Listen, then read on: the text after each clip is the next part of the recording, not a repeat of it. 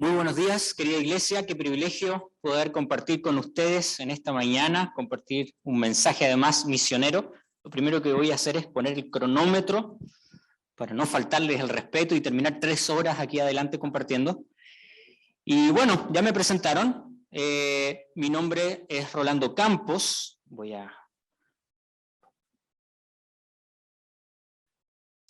soy chileno, pero el Señor ya me perdonó, por si me preguntan. Estoy casado con una argentina y estamos viviendo acá en Perú desde el año 2017. Estamos esperando nuestro primer hijo, un peruano dentro de la familia, el primer peruano de la familia, el hijo de un chileno, una argentina, ahora un peruano. Así que imagínense lo que va a ser el fútbol en esa familia después, el pecado que se va a dar ahí.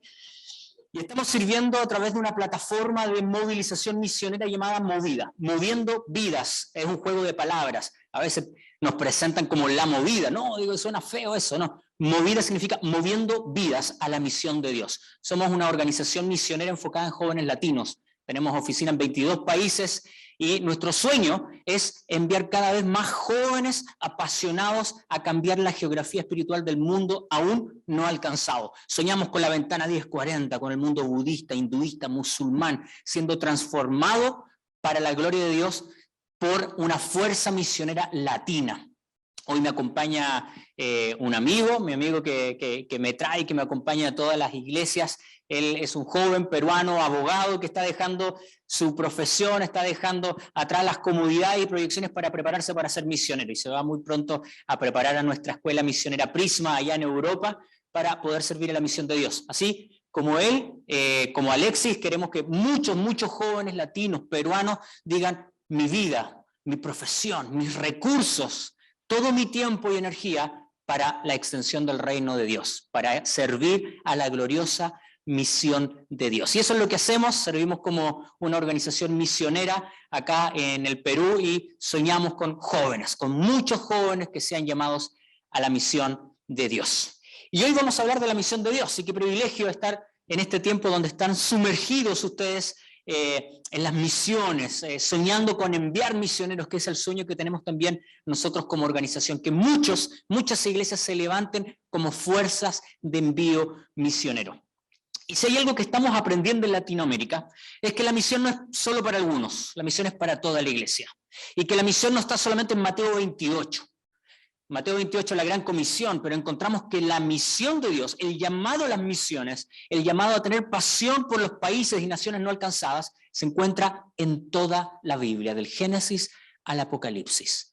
Todo texto y las grandes parábolas y temas de la Biblia son también misioneras. Y hoy vamos a probarlo y vamos a ir a la parábola o al relato, uno de los relatos más famosos de la Biblia, que es la parábola del hijo pródigo. Así que ustedes que son una iglesia bíblica me van a acompañar ahí también desde sus Biblias de papel o desde sus teléfonos a el Evangelio según San Lucas, capítulo 15, y vamos a leer desde el versículo 11 en adelante. Y lo vamos a leer completo, porque necesitamos entender bien el contenido de este texto.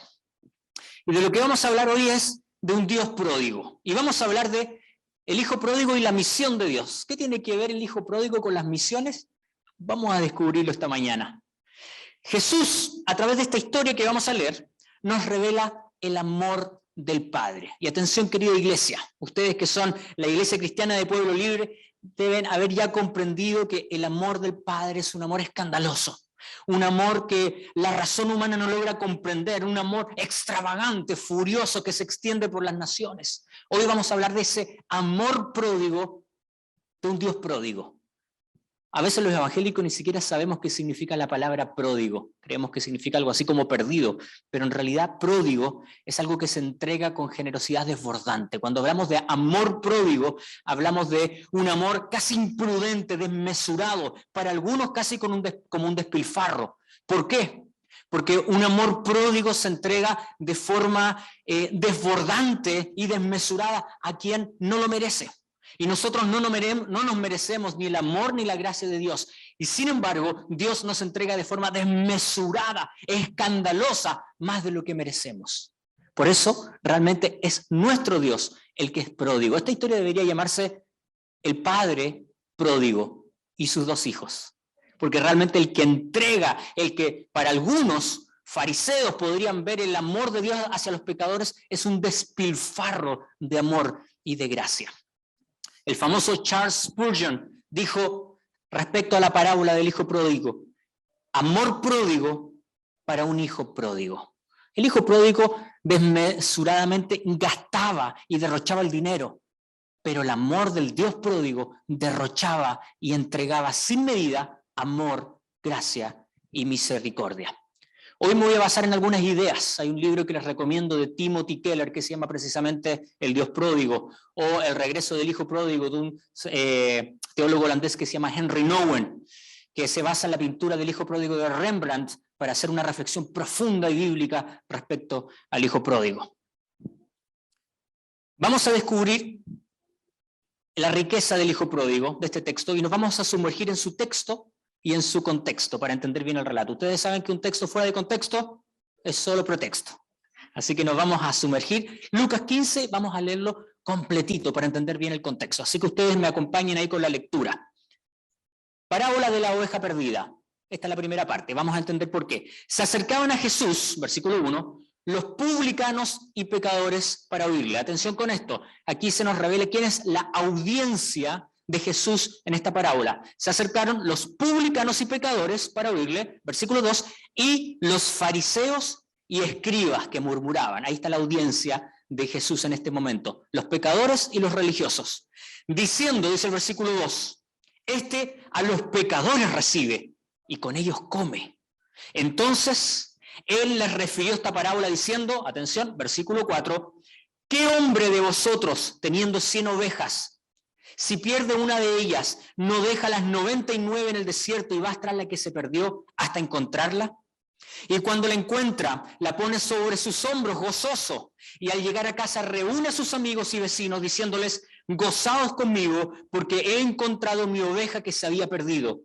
Os digo que así habrá más gozo en el cielo por un pecador que se arrepiente que por 99 justos que no necesitan de arrepentimiento. Acuérdate, iglesia, de que estamos hablando de misiones. Vamos a hacer una asociación con las misiones. Seguimos avanzando. Parábola de la moneda perdida, debe decir su título ahí, versículo 8. ¿O qué mujer que tiene 10 dracmas, si pierde un dracma, no enciende la lámpara y barre la casa y busca con diligencia hasta encontrarla? Y cuando la encuentra, reúne a sus amigas y vecinas diciendo, gozaos conmigo porque he encontrado la dracma que había perdido. Así os digo que hay gozo delante de los ángeles de Dios por un pecador que se arrepiente. Entonces tenemos hasta el momento 2 parábolas. La oveja perdida, la moneda perdida y vamos ahora a la parábola del padre y sus 2 hijos. Versículo 11. Para ilustrar mejor esa enseñanza, Jesús les contó la siguiente historia.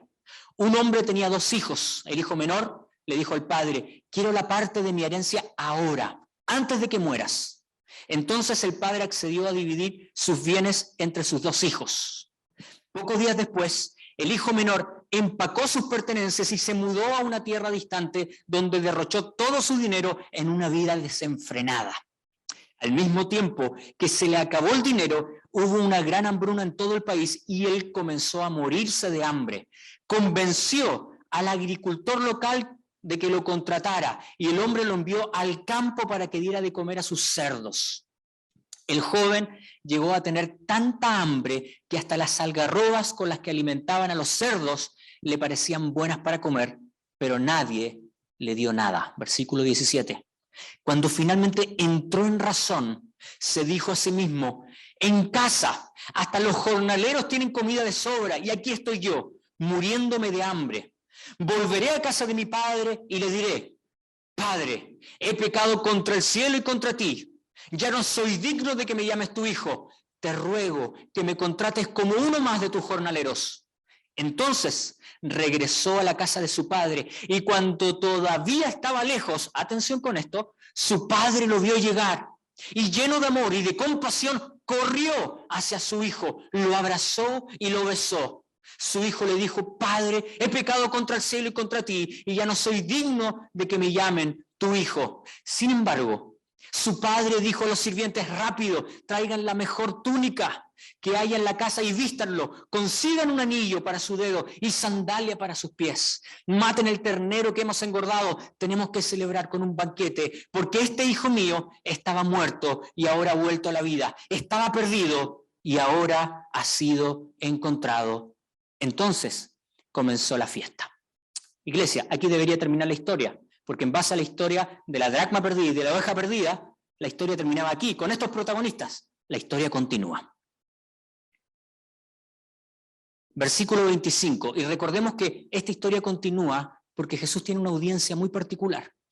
Jesús en este momento le está hablando a fariseos, escribas, a pecadores y publicanos. Tiene dos audiencias muy distintas. Versículo 25. Mientras tanto, y aquí entra un nuevo protagonista, el hijo mayor estaba trabajando en el campo y cuando regresó oyó el sonido de música y baile en la casa y preguntó a uno de los sirvientes qué pasaba. Tu hermano ha vuelto, le dijo, y tu padre mató el ternero engordado. Celebramos porque llegó a salvo. El hermano mayor se enojó y no quiso entrar.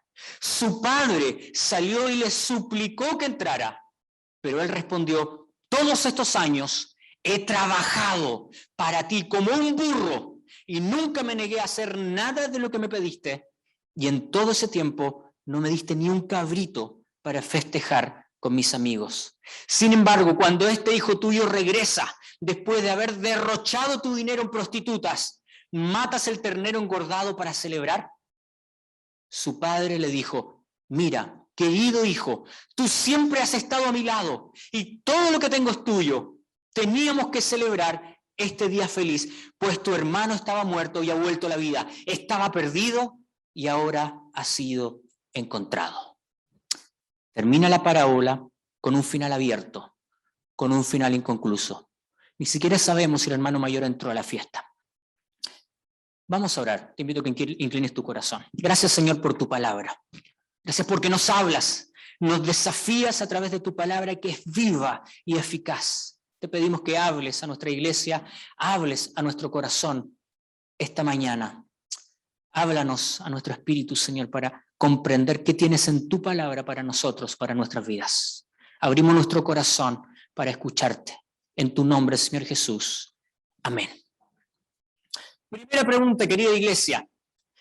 La moneda fue buscada en la primera parábola y fue encontrada. La oveja perdida fue buscada y fue encontrada. Pero al hermano menor, ¿quién lo busca? ¿Quién lo buscó? Otra pregunta, ¿quién debió haber ido a buscar al hermano menor que se perdió en el mundo?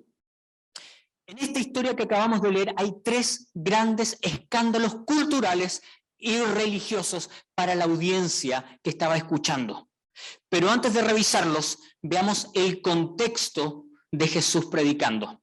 Lo primero es lo que les comenté, existe una doble audiencia, oidores que están escuchando a Jesús. Por un lado están los publicanos y los pecadores, despreciados por la élite religiosa. Estos estaban escuchando y dentro de ellos estaban las prostitutas, estaba Mateo, estaba Zaqueo, la mujer de las lágrimas estaba en este público que comprendía a los publicanos y a los pecadores. Y por otro lado, que murmuraban, estaban la élite religiosa, los santos autodenominados de esos días, los escribas y los fariseos. Era una audiencia muy particular y muy mezclada. Queridos, para que podamos entender este texto tenemos que entender que el hermano menor, el pecador, representa a los pecadores publicanos en esta historia. Jesús le está hablando a los pecadores, le está hablando a los publicanos a través del ejemplo del hermano menor que se sentía despreciado y apartado por la élite religiosa. El hermano mayor está representando a los fariseos y a los escribas que murmuraban. En esta tercera historia, Jesús introduce un nuevo personaje que es el hermano mayor para hablarle a los publicanos, a los fariseos, para hablarle a los religiosos fanáticos de ese tiempo. Y también le está hablando a los pecadores que se sentían apartados de la gracia de Dios. Aquellos que murmuraban, estaban llenos de egocentrismo, religiosidad y superioridad moral. Y aquellos pecadores que se sentían indignos para acercarse a Dios, estaban de rodillas escuchando las palabras de Jesús. El mensaje era para ambas audiencias, para ambos públicos, pecadores y religiosos, al igual que el mensaje es hoy para nosotros también. Hoy podemos estar con un corazón pecaminoso, apartado de los propósitos de Dios. Hoy podemos tener un corazón religioso y fariseo, también apartado del corazón de Dios. 3 grandes escándalos culturales que revela al mundo judío en este momento Jesús con esta historia. El primer gran escándalo cultural y religioso es las implicancias que significa pedir la herencia de un padre en vida. Lo que está haciendo el hijo pródigo, lo que está haciendo el hijo menor, es una aberración en la cultura judía. No se puede pedir y acceder a la herencia de un padre sino hasta que éste muere. Y este hijo, totalmente desmesurado en su pecado, que ofende a todos los judíos que están escuchando esta historia, lo que está haciendo es declarar muerto a su padre. Declarar que no existe ningún atisbo de amor ni respeto hacia el padre, porque le está diciendo: quiero mi herencia en vida. En mi corazón ya te he declarado muerto y quiero mi herencia. Los judíos están escuchando esta aberración y lo que quieren es apedrear a este hijo pródigo. Están escandalizados con el pecado de este hijo irrespetuoso que básicamente está condenando a su padre a una vergüenza. Y para que el padre en esta cultura pueda dar la herencia al hijo, tuvo que hacer probablemente algo que en su contexto era muy difícil, porque para darle a alguien antes de que muera una herencia a un hijo, tuvo que deshacerse de bienes, y los bienes más preciados que tenían los judíos en este tiempo, y este era probablemente un padre rico, eran sus tierras. Y las tierras para la cultura judía eran de tremendo valor y significado. Su vida y su cultura estaba ligada a sus tierras, y este padre, para amar a su hijo pródigo, tuvo que probablemente desvincularse, vender, deshacerse de tierras para poder entregar la herencia en vida a este hijo pecador, insolente, que estaba pidiendo su herencia. Los fariseos probablemente escuchaban esta historia y rasgaban vestiduras porque no podían comprender por qué en esta historia el padre estaba accediendo a esta aberración, a esta vergüenza pública. El padre debió haberlo castigado, lo debió haber echado de su casa sin un peso, debió haberle quitado el nombre y toda identidad familiar. Pero le entregó todo. Le entregó absolutamente todo, y esto ofende a la cultura judía. Segundo gran escándalo de esta historia, el comportamiento del padre pródigo. El comportamiento de este padre amoroso que derrocha sus recursos y su amor en un hijo que no se lo merece. Este patriarca, la cabeza y el tronco de la familia, era probablemente un hombre anciano y rico. Un hombre respetuoso. Y hay aspectos de esta historia que ofenden a la cultura religiosa. Una de ellas es en este evento en el cual el hijo viene con un discurso armado para pedir perdón al padre, pero el padre amoroso lo ve a la distancia en el camino y corre. Un patriarca, un judío importante, un padre de familia, jamás va a correr la cultura judía. Esto es algo impensado y totalmente impresentable. Jamás un judío va a correr. Los niños corren, las mujeres corren. Un hombre de familia, más aún un hombre mayor y jefe, patriarca de la familia, jamás debe correr. Y la Biblia en esta historia nos relata que el padre vio a su hijo y, lleno de amor y compasión, corrió hacia los brazos del hijo. Y además, para poder correr, probablemente tuvo que levantar sus túnicas, y al levantar sus túnicas, mostrar sus piernas, mostrar sus tobillos. Eso en la cultura judía era otro gran escándalo y una aberración. El padre estaba entregando y derrochando gracia y amor a un hijo que no se lo merecía, insolente, irrespetuoso, que ha ofendido toda la identidad familiar, ha ofendido al padre. Y la reacción del padre a los judíos que están escuchando esta historia les es totalmente indignante. ¿Cómo puede ser que este hombre adulto corra, muestre sus tobillos, avergonzándose a sí mismo por mostrar amor a alguien que no lo merece? Un escándalo sin nombre. Y además es tanto el amor de este padre que ni siquiera deja que el hijo lleve a cabo su discurso. Él traía un discurso. El hijo traía un discurso para congraciarse con el padre. No quería ser hijo, quería ser un trabajador, un jornalero.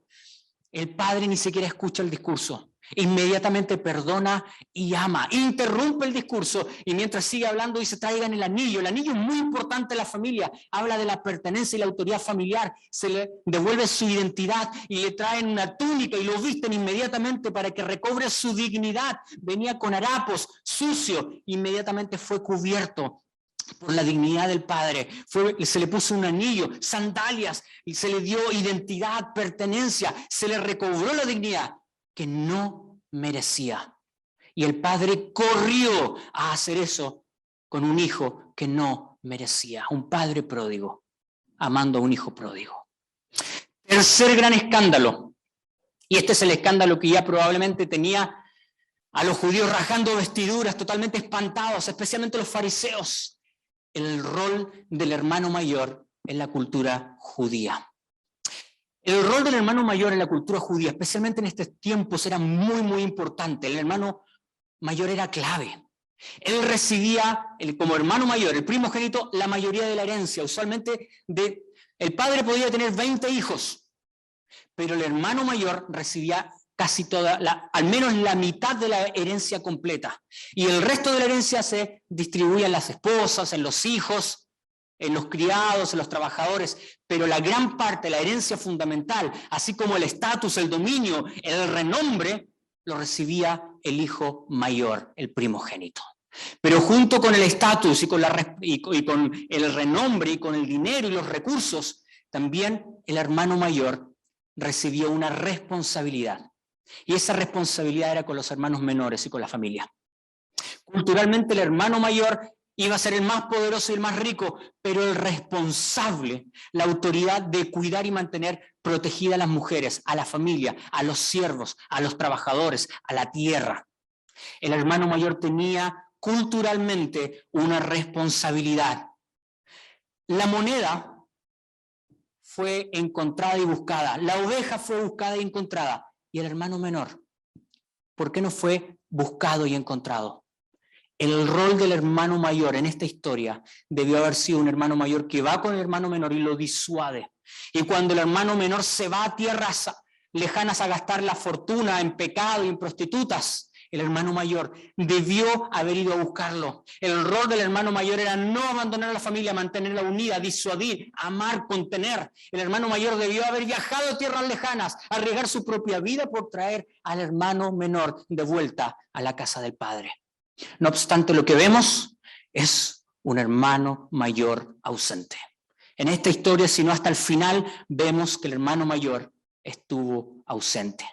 La gran tragedia del hermano menor, del hermano pródigo, es que realmente no tiene un hermano mayor. Tiene un fariseo como hermano. Tiene un religioso concentrado egocéntricamente en su propio bienestar, en su propio futuro, en su propia riqueza. Ojo, que este es un golpe bajo para un hermano mayor que además tiene un corazón materialista, porque el hermano menor ya se había gastado su parte de la herencia. Y la fiesta y el cordero y lo que se está gastando para celebrar, y el anillo y las túnicas que se están gastando para celebrar al hermano menor, ¿de dónde está saliendo? ¿De quién son los recursos? Del hermano mayor. Se está gastando el dinero, los recursos, la túnica, el anillo, el animal gordo, era la herencia del hermano mayor. El hermano mayor está escandalizado porque le están tocando sus privilegios. Miren el corazón terrenal del hermano mayor, que sin embargo estaba cerca del padre, trabajando como burro, tratando de ganarse el amor de un padre que no obstante ama incondicionalmente. El hermano mayor debió haber ido a buscar a su hermano menor, por amor y obediencia al padre, pero también al hermano menor. No obstante, lo que hizo fue preocuparse porque se estaban gastando sus recursos. Hay una fiesta con mis recursos, hay un animal que es mi herencia, hay un anillo que tenía que ser mío más adelante. Él ya se gastó su herencia. Esto que está acá ahora me pertenece a mí. La reacción del hermano mayor es una actitud totalmente terrenal. Y la tragedia del hermano menor es no haber tenido realmente un buen hermano mayor. Esto resulta escandaloso para los judíos. Esta historia de Jesús relatando este evento tiene probablemente en crisis a todos los que están escuchando. Están escuchando con la boca abierta, esperando con tensión lo que está tratando de enseñar Jesús. ¿Saben qué, querida iglesia? Muchas veces en nuestro contexto, nosotros somos los hermanos mayores fariseos en nuestras iglesias. Nosotros nos ofendemos con el pecado de aquellos que conocemos, familiares y amigos pecadores. Nosotros creemos que por estar trabajando aquí dentro de la iglesia, el Padre ya nos va a dar todo porque nos estamos ganando, trabajando como burros en el ministerio y siendo fieles en la participación de la iglesia. Creemos que ya estamos cerca del corazón del Padre. Pero el Padre está viendo nuestro corazón respecto a nuestros hermanos menores, aquellos pecadores que se encuentran en el mundo, aquellos que se encuentran en las naciones aún no alcanzadas. Dios nos está hablando a nosotros como iglesia a través de esta historia, a través de este relato. Nos está hablando a los que sí venimos y servimos en la iglesia, pero no somos, por ende, los buenos de esta historia. Este relato nos revela primero que ambos hermanos, tanto el hijo pródigo como el trabajador que se quedó en casa, hagamos la analogía con la iglesia, ambos están lejos del corazón del Padre. Ninguno de los dos ha entendido realmente el corazón del Padre. Hay uno que está a través de meritocracia, a través de trabajo, tratando de ganarse el afecto y la herencia. No ha entendido la gracia, como muchos cristianos que vienen a la iglesia y sirven y se parten el lomo trabajando para la iglesia, no han entendido que la gracia no se opone al esfuerzo, pero se opone al mérito. La gracia no se opone al esfuerzo, pero se opone al mérito. El creer que porque venimos a la iglesia, porque ofrendamos, porque trabajamos, nos merecemos el cielo, la salvación y el amor de Dios. No hemos entendido nuestra herencia, no hemos entendido aún el amor del Padre. Y estamos tan alejados del corazón del Padre como lo está el hijo pródigo, aquellos que están perdidos en el mundo, pecando y ofendiendo a Dios con sus actos. Ninguno de los dos hijos ama realmente al Padre. El mayor es sí obediente, es complaciente, pero para obtener una herencia lo hace no por amor, sino para obtener un premio por su esfuerzo. Y ese no es el evangelio. El mayor es quien cree que Dios le debe dar todo como una recompensa por su trabajo y por su lealtad y fidelidad de estar cerca del Padre. Ese no es el evangelio. En esta historia se nos presentan dos caminos muy claros, la del hijo pródigo y la del hijo que se quedó cerquita de la casa del Padre. Una historia y un camino, una ruta es muy moral y otra es muy moral, pero el evangelio no es una simple moral. Uno es muy antirreligioso y otro es muy religioso. Ninguno de los dos es el camino que nos presenta el evangelio. Ambos caminos rechazan el amor de Dios Padre, dentro y fuera de la iglesia. Este es un mensaje duro. Este es un palo duro que nos cae en la iglesia actual. Cuando empezamos a ver nuestro corazón, tenemos que identificarnos con uno de los dos hijos. Somos el pecador arrepentido que vuelve humillado a los brazos del Padre para recibir su amor por gracia, o creemos que por nuestra actitud y fidelidad, congregándonos, nos hemos ganado y nos merecemos la bendición, la gracia, el cielo que el Padre ofrece. ¿Dónde está realmente nuestro corazón hoy? La permanencia de los hermanos mayores en la casa se basa en su propio desempeño, una idea de amor y salvación por obras, por esfuerzo, sin identidad de hijos amados incondicionalmente, que es lo que nos revela la Biblia, y que no suelen hacer nada por los hermanos menores, más bien impiden su acceso. Porque muchos hermanos mayores, fariseos, malos hermanos mayores, impiden, restringen el acceso de los pecadores al cuerpo de Cristo para ser transformados y regenerados por el poder de la palabra. Muchas veces nuestra actitud religiosa simplemente los aleja, cuando el llamado bíblico es salir a buscarlos, salir a buscar a los pecadores para traerlos a la casa de Dios. Por eso somos sal de la tierra y la luz del mundo, para ir a las tinieblas y arrebatarlos de las tinieblas para traerlos a su luz admirable. Esa es la misión de Dios, esa es la esencia de las misiones, ese es el corazón y el ADN de la iglesia. Esto es doloroso, querida iglesia, y tenemos que arrepentirnos, porque muchas veces somos cristianos, fariseos, hermanos mayores egoístas, concentrados y egocéntricamente pensando solamente en nosotros y en nuestro beneficio, y se nos olvida que la iglesia tiene una misión. Y la misión de la iglesia son los no alcanzados. La misión de la iglesia son los pecadores que tienen que arrepentirse y conocer el perdón y la gracia del Señor a través de nuestro testimonio. Recordemos una vez más que de las 3 historias de este relato, la moneda fue buscada, la oveja fue buscada, pero los hermanos perdidos, ¿quién los busca entonces? Si el hermano mayor no va, ¿no hay salvación para el hermano pecador en esta terrible tragedia que nos revela el hijo pródigo? Mucha atención, querida iglesia. Jesús, con esta audiencia de fariseos y pecadores, al incluir intencionalmente en la historia a un nuevo protagonista, que es el hermano mayor imperfecto, el mal hermano mayor, nos invita a imaginar y a desear un verdadero hermano mayor. Esto es lo que está haciendo Jesús a través de esta historia. Está generando un contexto para que todos los que escuchan digan: anhelo, quiero, deseamos que en esta historia haya un verdadero hermano mayor. A través de esta historia Jesús nos invita a anhelar a alguien que venga en rescate de los hijos perdidos, al rescate de los hermanos pecadores que se han perdido en países lejanos. Y es aquí donde Jesús en esta historia se revela a sí mismo. Y esta es la maravilla de entender el rol misionero de Jesús. Jesús sale a la escena en esta audiencia de fariseos y pecadores como el verdadero hermano mayor, el buen hermano mayor. Cristo se está revelando a través del hijo pródigo de esta historia. Él está indirectamente, sutilmente diciendo: yo soy el hermano mayor, yo soy el primogénito que dejó su lugar de comodidad para venir a rescatar a los perdidos. Cristo es nuestro hermano mayor, el primogénito de toda creación, a través del cual recibimos herencia, su herencia de ser hijos, adoptados, amados incondicionalmente, justificados por fe, y también hijos con propósito, un propósito trascendente en la misión global de Dios, para ser testigos de la gloria del Dios. El verdadero y buen hermano mayor se revela frente a estos pecadores y a estos fariseos y nos enseña al Jesús misionero. El héroe de la historia, al rescate de los pequeños, de los perdidos, es revelado a través de la persona de Cristo. El Salvador de los pecadores hace su aparición triunfal en medio de este relato, porque podemos ver y descubrir que ante la ausencia de un hermano mayor está nuestro Señor Jesús, el primer misionero, el primer testigo original, el primer hermano mayor.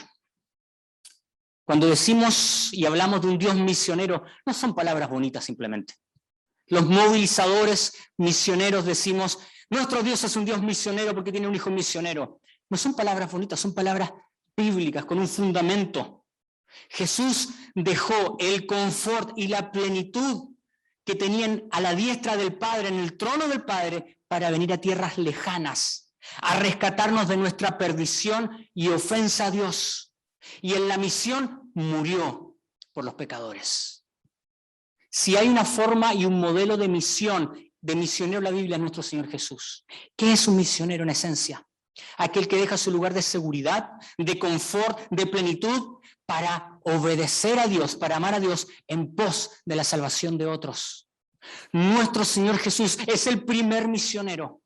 La palabra misionero no está en la Biblia, pero está la palabra testigo y mártir, 2 palabras etimológicamente íntimamente relacionadas. Un testigo bíblicamente es aquel que después o tras atestiguar, conocer, experimentar algo, luego va a ir a testimonio. El testigo no es algo pasivo que simplemente conoce. El testigo bíblico es el que luego va y da testimonio. Va y testifica. Jesús vino a dar testimonio de la gloria del Padre. El primer testigo, el primer mártir que se entrega como testigo ante todos nosotros para nuestra salvación.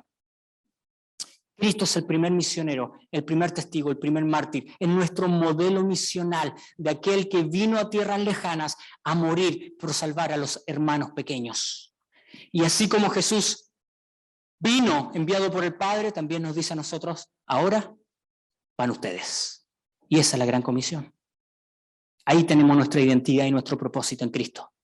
Una identidad de hijos amados, incondicionalmente y justificados por fe, pero un propósito de testigos de Cristo, testigos de la gloria del Padre hasta lo último de la tierra. Se saben de memoria, Hechos 1:8, me seréis testigos. En toda Jerusalén, Judea, Samaria y hasta lo último de la tierra. Mateo 24:14 dice, y hasta que este evangelio del reino no sea predicado en todas las naciones, en todo el mundo, entonces vendrá el fin.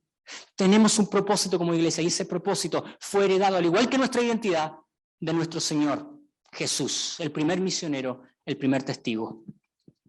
El que nos muestra la renuncia a sí mismo y que muestra el amor y la obediencia al Padre para modelar en nosotros un espíritu misionero que ame profundamente a los perdidos, que ame a los no alcanzados, no solo a algunos, sino a de toda lengua, tribu y nación. Eso es lo que dice la Biblia.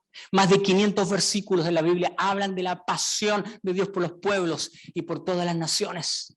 En medio de un mundo entre religiosos y entre pecadores, Jesús nos muestra cómo ser un hermano mayor misionero, que da testimonio de Cristo. Jesús nos muestra que con su vida puede modelarnos para llevar a cabo una vida en misión.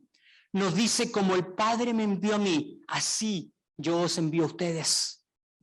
Cristo como primer misionero nos hereda su rol y propósito en la misión global de Dios para salvación de los pródigos perdidos en este mundo. Como el Padre me envió a mí, así yo os envío a ustedes. Jesús, nuestro modelo de testigo, de misionero y de mártir por los no alcanzados. Dios intervino en la historia cuando estábamos perdidos en el pecado, en la vida de cada uno de los que estamos aquí. Dios intervino en nuestra historia a través de Jesús. Se nos reveló como nuestro hermano mayor, pero como Señor y Rey también, el Salvador. Cristo vino como un testimonio. Vino con un testimonio poderoso y un mensaje que nosotros también tenemos que transmitir. Ese mensaje del testigo, el primer testigo fue, los amo. Y ese no fue solo un discurso, porque ese discurso, esas palabras, ese mensaje de parte de Dios de te amo, los amo, lo demostró con hechos, muriendo en la cruz del Calvario. El hermano mayor en la historia, que concreta el rescate, nos invita a imitarlo.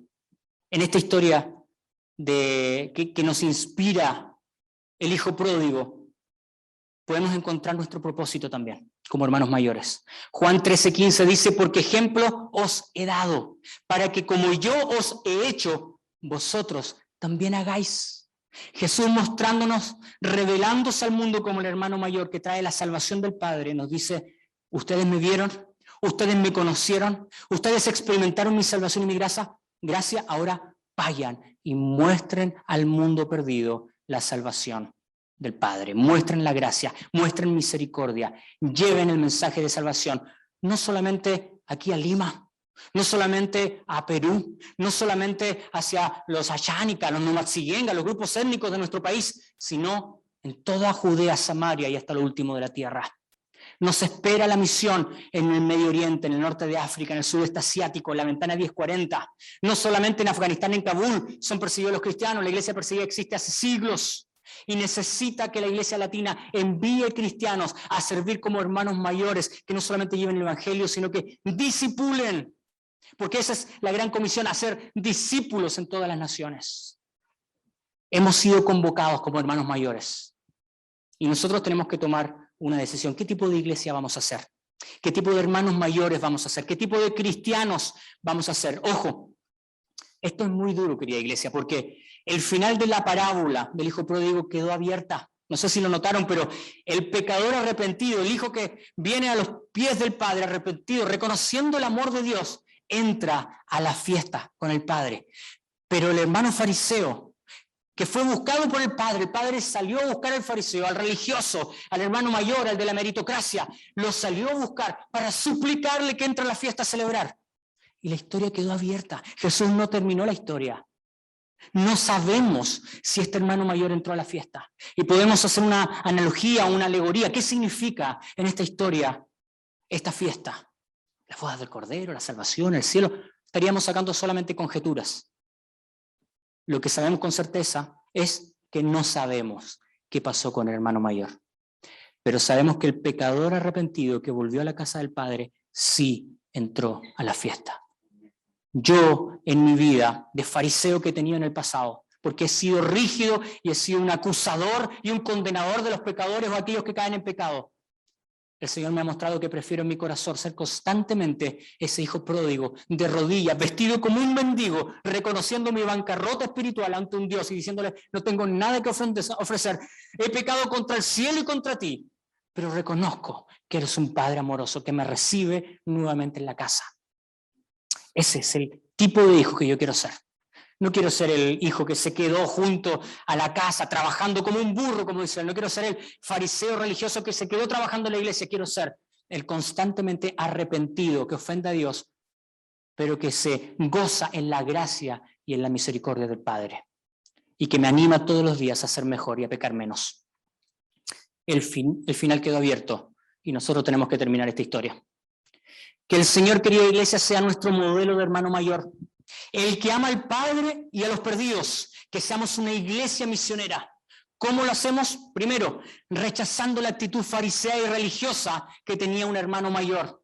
Segundo, con la identidad de hijos, amados incondicionalmente, entendiendo que no tenemos que ganarnos nada. Dios ya nos amó y no es por nuestros méritos o esfuerzos. Y finalmente, con el propósito y modelo de nuestro hermano mayor, nuestro Rey y Señor Jesús, quien es el primer testigo, mártir y misionero, quien moldea nuestras vidas y quien moldea el tipo de cristianismo en misión que vamos a vivir en estas vidas.